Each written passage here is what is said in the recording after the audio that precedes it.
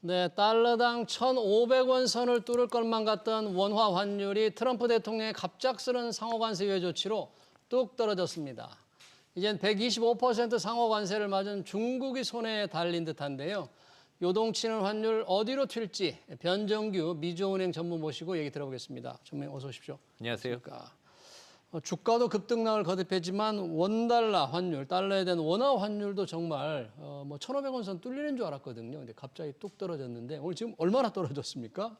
어제 대비해서 한 20원 정도 지금 하락해서 예. 한 1,460원대를 예. 중심으로 등락을 거듭하고 있는데요. 예. 어제보다는 그래도 조금 환율 시장이 외환 시장이 안정된 그런 모습을 보이고 있어서 다행이지만 언제 다시 이게 변동성이 다시 가중될지 모르는 상황이기 때문에 불안감은 아직도 있다고 이렇게 봅니다. 상호 관세 유예를 하면서 갑작스럽게 원달러 환율이 이제 다시 뚝 떨어지는 거. 그러니까 원화 값이 오른 거잖아요. 네, 원화의 가치가 오른 겁니다. 예. 그래서 이제 원화의 가치도 오르고요. 네. 그리고 엔화의 가치도 오르고 위안화의 가치도 또 오르고 이렇게 조금씩 그 달러가 약세로 전환함에 따라서 다른 통화들이 조금씩 강해진 것으로 보시면 됩니다. 달러가 조금 약세로 돌아선 건 왜 그런 상호 관세 유예에 따라서 금리의 변화 때문입니까? 왜 그런 변화가? 네, 좋으신 질문이신데요. 사실 달러는 기축통화이자 세계의 가장 유명한 그 주요 안전통화입니다. 안전자산이기도 하고요. 네. 이런 안전자산은 위험이 많을 때, 시장에 위험이 많을 때 강해지는 경향이 있습니다.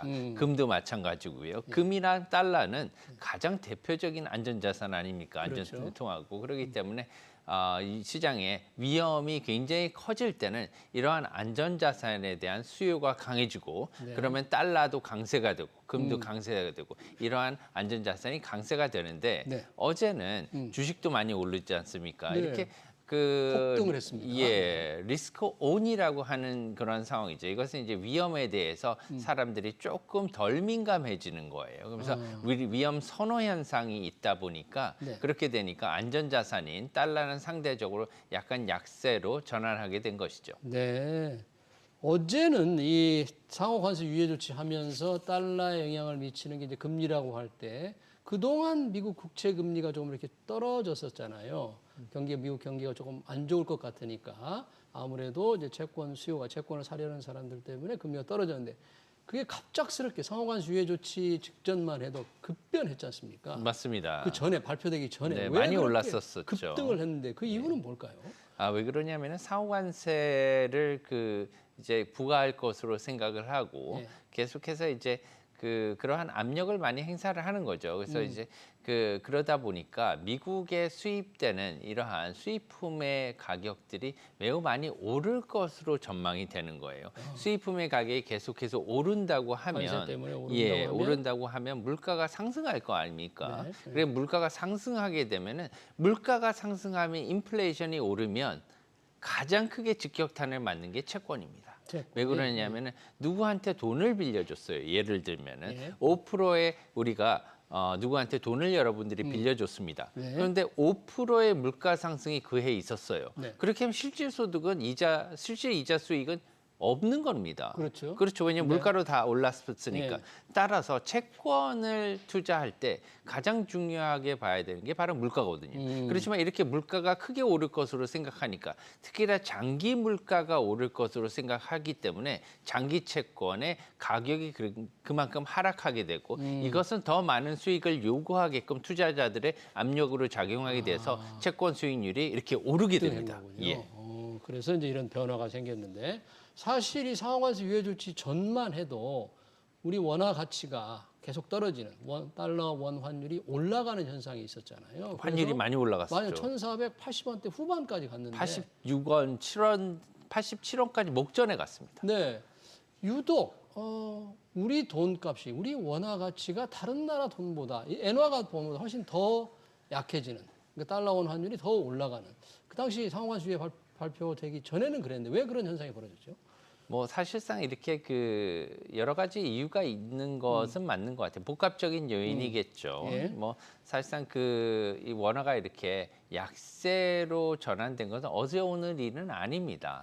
왜냐하면 2022년 하반기부터 시작해서 벌써 1,300원대를 훌쩍 넘었고요. 그리고 그 이후부터 시작해서 약 3년 동안 현재까지 몇 개월만 제외하고는 전월 거의 1,300원 이상의 그런 고환율을 지금 유지하고 있는 상태인데 예. 최근에 말씀하신 바와 같이 이렇게 급등하게 된 요인들은 그 미중 무역 갈등이 가장 큰 이유가 아닐까 그렇죠. 이렇게 생각을 하고 있습니다. 예. 따라서 최근에 그 탄핵 국면에 있어서 4일까지만 해도 탄핵이 결정이 되고 난 후에 그게 탄핵이 인용이 되든 아니면 탄핵이 인용되지 않든 간에 시장은 이렇게 생각했었습니다. 어차피 3, 40원은 떨어질 것이다. 왜 그러냐 하면 불확실성은 가신 거 아닙니까? 네. 불확실성이 일단 결정이 되고 난 다음에 거치고 난 다음에 한국의 정치적인 상황은 안정이 될 것이다. 그리고 국민들도 좀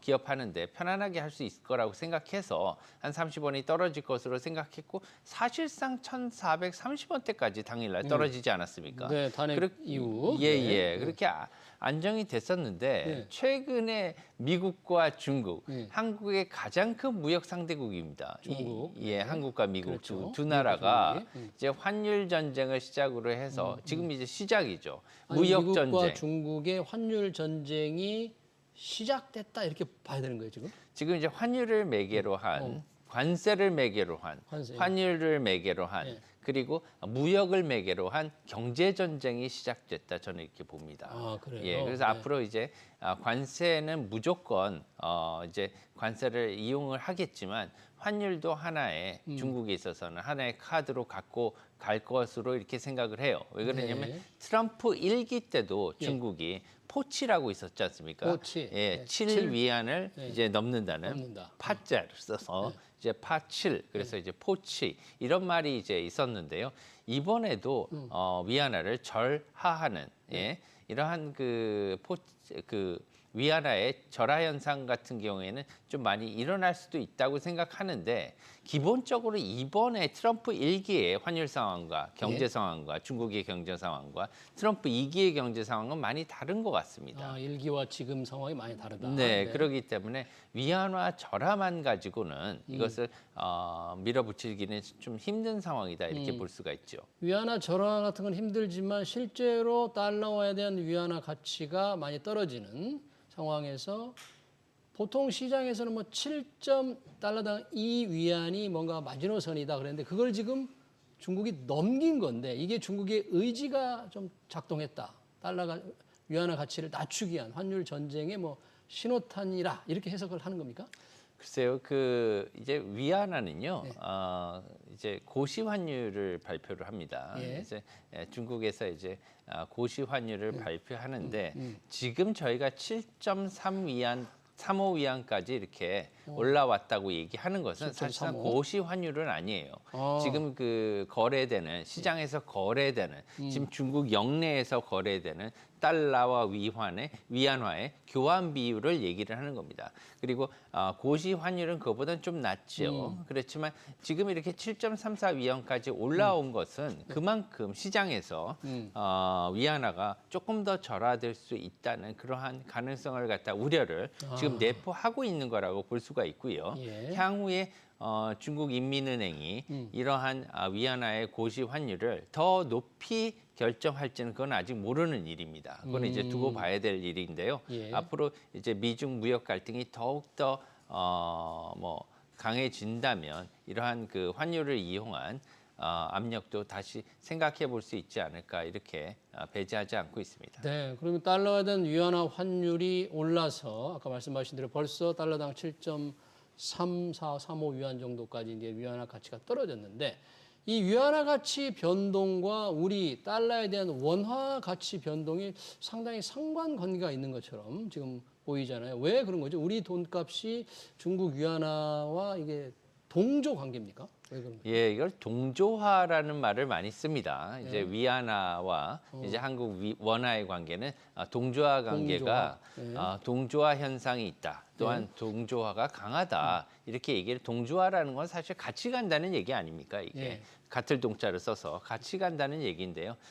예전보다는 조금 약해진 측면이 있습니다. 이런 동조화가. 왜 그러냐면은 예. 과거에는 지금도 이제 중국은 최대 무역국 중에 하나지만 예전보다는 한국의 대중 무역 뭐 의존도가 조금은 잦아든 적어든 이런 상태입니다. 예. 낮아졌죠. 네. 그렇기 때문에 그러한 거에 있어서는 이제 동조화 그 추세는 조금은 약세로 변했지만 아직도 인접국이고요. 우리한테는 매우 중요한 나라고 최대 수출 수입국 중에 하나이기 때문에 중국과의 무역 없이는 우리나라도 사실 굉장히 어려운 상태란 말입니다. 예. 그렇기 때문에 중국과의 이런 경제적 관계가 굉장히 민감한 관계가 있기 때문에 중국의 위안화가 약해지면 7.34 이렇게 올라간다면 위안화뿐만이 아니라 우리나라 원화에도 이런 영향을 줄 수밖에 없다는 거죠. 그러면 지금 상호간세 유예 조치로 달러 원 환율이 지금 뚝 떨어져서 원화 가치가 상대적으로 올랐지만 만약에 이 상호간세 전쟁, 미중 간에는 지금 관세 전쟁이 계속하고 있으니까요. 이로 인해서 위안화가 더 떨어진다면 우리 원화 가치도 따라서 떨어질 가능성이 있다. 지금 그렇게 봐야 된다는 얘기죠. 뭐 그 배제하지는 못할 것 같고요. 하지만 그 미국과 중국의 관계, 미중 무역 전쟁이 한국이 거기에 개입이 얼마나 될 수가 있느냐, 앞으로 개입이 될지는 아직 모르는 입장 아닙니까? 네.